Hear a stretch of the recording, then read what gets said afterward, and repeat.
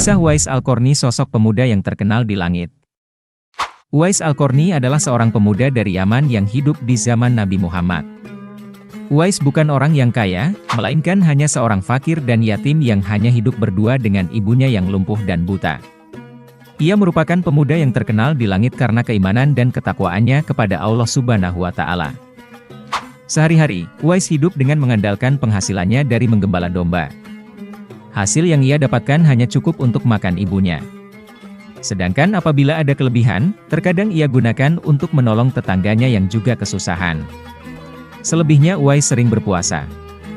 Hidupnya hanya ia gunakan untuk beribadah kepada Allah Subhanahu wa Ta'ala dan berbakti kepada ibunya, karena ayahnya sudah lama meninggal. Uwais merasa sangat sedih setiap kali melihat tetangganya yang lepas pergi menemui Nabi Muhammad. Ia belum pernah menemui beliau padahal dirinya sangat ingin bertemu. Namun, di saat yang sama ibunya tidak bisa ia tinggalkan. Saking cintanya kepada Nabi Muhammad, ketika ia mendengar ada yang melempari Rasulullah hingga membuat giginya patah, Uwais turut mematahkan giginya dengan batu hingga patah. Hal ini ia lakukan sebagai bentuk kecintaannya yang mendalam kepada Nabi Muhammad yang bahkan belum pernah ia temui itu. Ia selalu bertanya-tanya, kapankah ia bisa bertemu dan memandangi wajah beliau dari dekat. Akhirnya, pada suatu hari ia ungkapkan semua isi hatinya kepada ibunya dan meminta izin untuk bisa bertemu dengan Nabi Muhammad. Ibunya pun mengizinkannya untuk pergi ke Madinah. Ibunya berpesan kepada Uwais, "Pergilah wahai Uwais, anakku. Temuilah Nabi di rumahnya. Dan bila telah berjumpa dengan Nabi, segeralah engkau kembali pulang." Dengan hati yang sangat gembira, ia akhirnya tiba di Madinah. Di depan pintu rumah Nabi Muhammad, ia mengetuknya. Setelah pintu dibuka, ternyata yang menyambutnya bukan Rasulullah sendiri, melainkan Aisyah radhiyallahu anha. Saat itu Nabi sedang berada dalam peperangan sehingga beliau tidak bisa menemuinya. Uwais sangat kecewa. Bahkan ketika sampai di rumah Nabi ia belum juga bisa menemui beliau. Ia ingin sekali menunggu Nabi pulang dari medan perang, namun ia teringat dengan pesan ibunya yang menyuruhnya segera pulang ketika sudah bertemu beliau. Dengan berat hati, akhirnya Uwais memilih untuk mematuhi ibunya dan kembali pulang tanpa pernah bertemu dengan Nabi Muhammad. Ketika Nabi Muhammad pulang dari pertempuran, beliau menanyakan kepada Aisyah radhiyallahu anha tentang orang yang mencarinya dan ia pun menceritakannya kepada Nabi.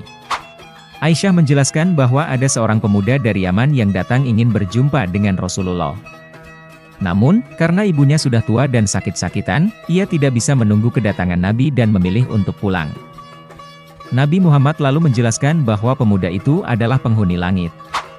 Beliau juga menceritakan kepada para sahabat, kalau kalian ingin berjumpa dengan dia, perhatikanlah ia mempunyai tanda putih di tengah telapak tangannya.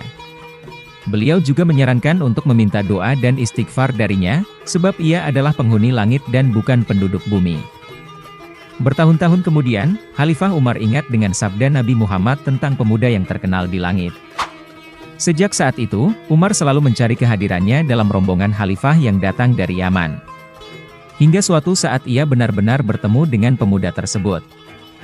Khalifah Umar dan Ali datang ke perkemahan Uwais dan datang menemuinya. Keduanya lalu membuktikan perkataan Nabi Muhammad tentang tanda di telapak tangan Uwais. Dan benar saja, tanda putih itu ada padanya. Umar dan Ali lantas meminta Uwais untuk membacakan doa dan istighfar untuk mereka, namun ditolak oleh Uwais, seraya berkata, "Sayalah yang harus meminta doa pada kalian." Lalu, Umar dan Ali tetap meminta untuk didoakan. Akhirnya Uwais melakukannya. Setelah itu, Umar hendak memberikan jaminan hidup kepada Uwais. Namun lagi-lagi tawaran itu ditolak olehnya. Ia berkata, "Hamba mohon supaya hari ini saja hamba diketahui orang. Untuk hari-hari selanjutnya, biarlah hamba yang fakir ini tidak diketahui orang lagi." Beberapa tahun kemudian, Uwais meninggal dunia.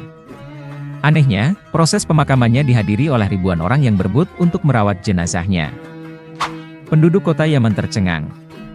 Orang-orang yang mendatangi pemakaman Uwais bukanlah orang yang mereka kenal. Padahal semasa hidupnya, ia sangat miskin dan tidak memiliki apa-apa. Lantas bagaimana bisa ribuan manusia ini datang untuk mengurus jenazah dan pemakamannya? Berita tentang keanehan pemakaman Uwais Al-Qarni ini menyebar dengan luas. Akhirnya penduduk Yaman tahu bahwa Uwais Al-Qarni ternyata bukanlah penduduk bumi, ia adalah pemuda yang terkenal di langit.